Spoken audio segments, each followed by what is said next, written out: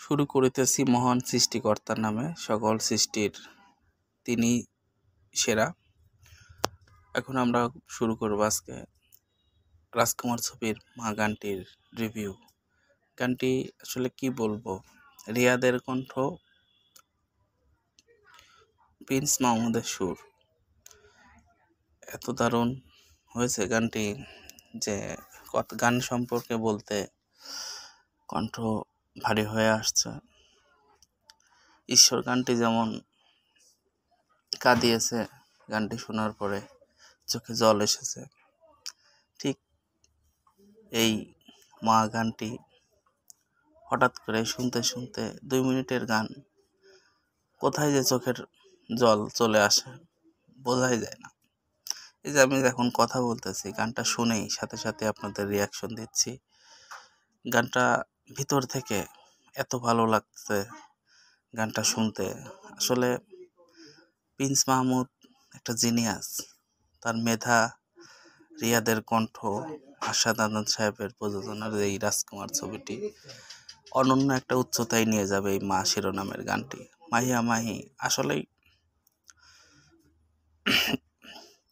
দারুণ দারুণ করেছেন আপনি। আপনার অভিনয় কে কেমন ভাবে নেবে জানি না, বাট আমার কাছে মনে হয় আমার খুবই হৃদয় ছুঁয়ে গেল আপনাদের এই পারফরমেন্স। আর আমাদের কিং খান শাকিব খানের কথা আর কি বলবো, তার অভিনয় মুগ্ধতা ছড়াচ্ছে। তিনি যত সময় যাচ্ছেন তত ভালো কাজ করছেন। লোকেশন নিয়ে কি বলার আছে, কি দারুণ চিত্রায়ন।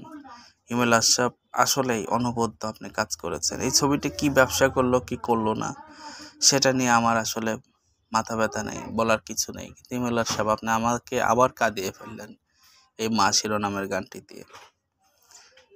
তো আসলে গানটি হৃদয়ে টাচ করে গেছে। আমি গানটি আবারও শুনবো, আমরা চাই বারবার শুনবো। গানটা বেঁচে থাকবে ঈশ্বর গানের মতো, এই গানটিও হিট হবে এবং দর্শকদের মনে আজীবন স্থান করে নেবে। রিয়াদ, আপনি আসলেই মেলোডি কিং। আপনার গায়কী অনেক সুন্দর হয়েছে।